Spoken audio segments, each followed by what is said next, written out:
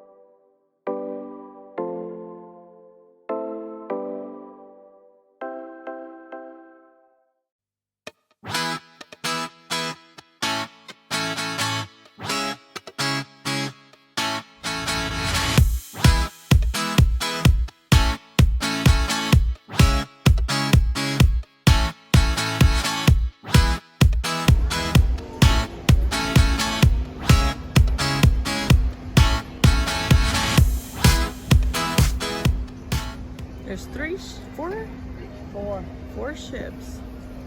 It's the Bliss. I don't know. Is that Carnival? Need a hat.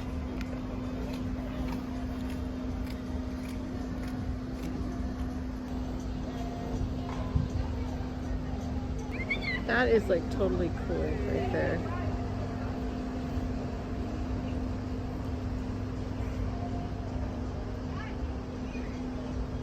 I don't feel overly cold. No. I have to do it this way. I know. That was fast. He said we had a moment. What happened? First off, we are under the world because we are here to enhance existing and population and enable fisheries to continue fishing without depleting livestock. Hatcheries differ from fish farms. This hatchery, as well as most of the state, is a private non-profit facility with fish swim under the ramp we are standing on and gather in the holding area to your left. Then our hatchery bird carriers will finish the spawning process for them under our facility. They cost us. Fertilized eggs are put on trays where they will hatch starting each fall. Each spring, those baby salmon are transferred to our saltwater net pens where they will prepare to live on their own in the ocean.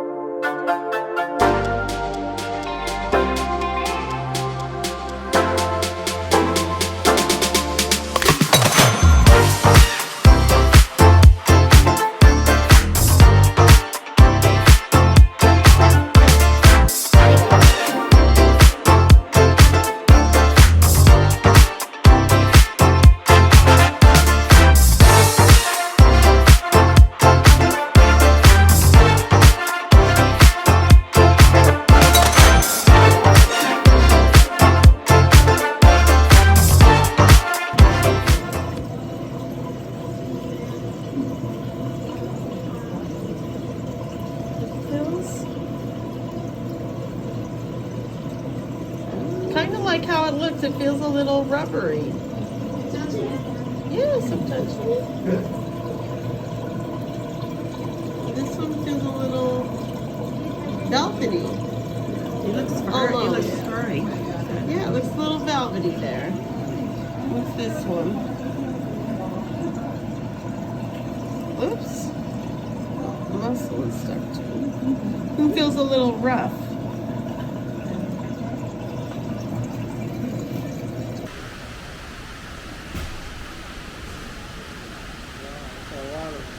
Yeah.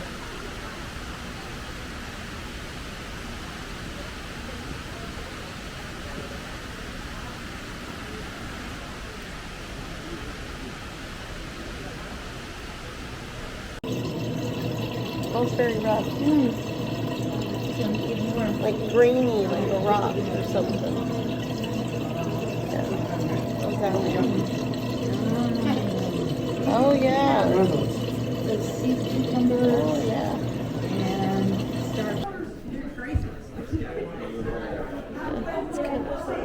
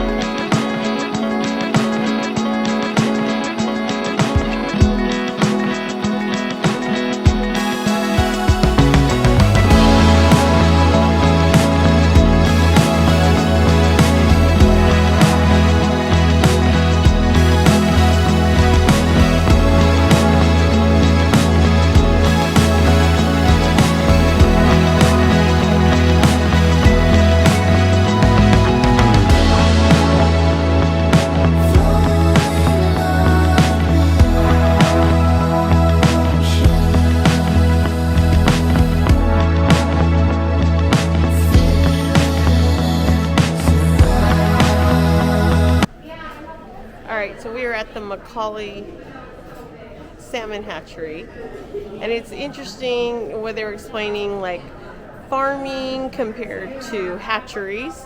So they're explaining all that, and it was pretty interesting. But we've been able to like check out some of these things like this, and then we had a little thing where we could do some touching the little creatures.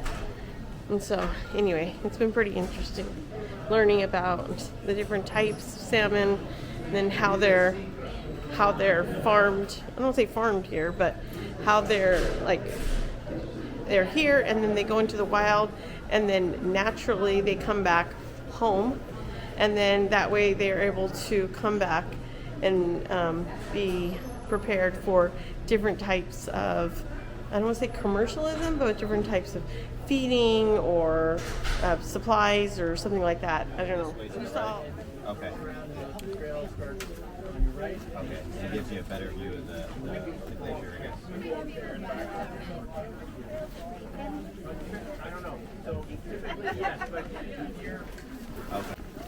Okay.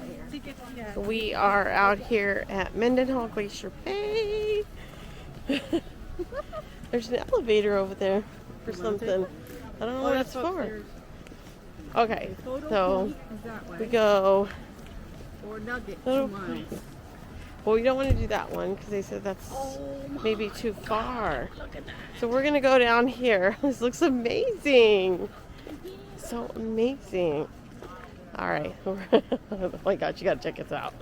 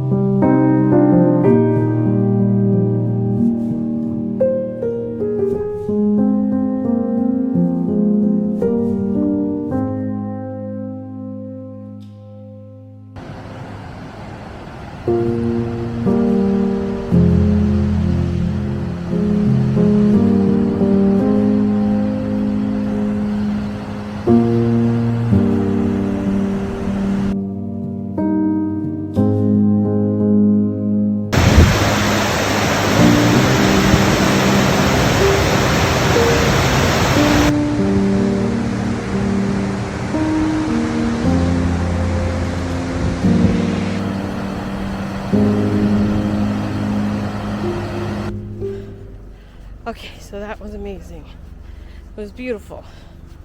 Oh my gosh, more spectacular. You have to do it.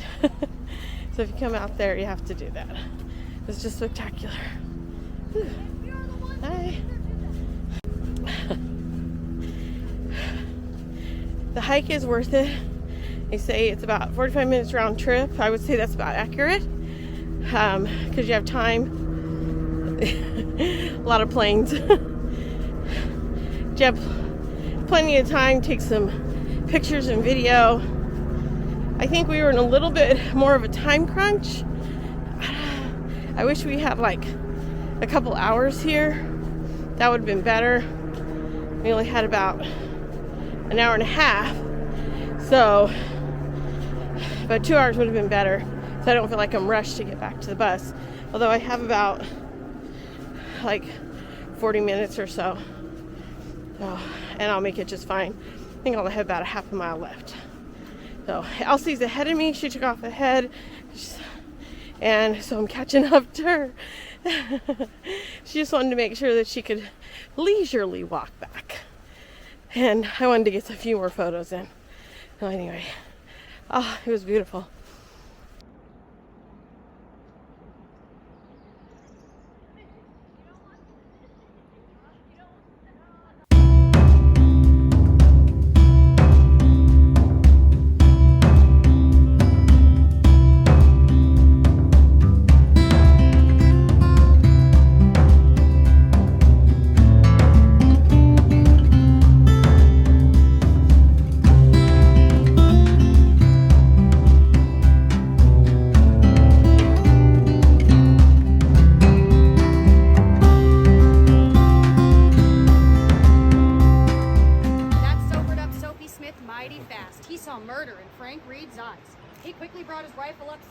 Frank had just enough time to reload. They said both men shot nearly at the same time. Soapy Smith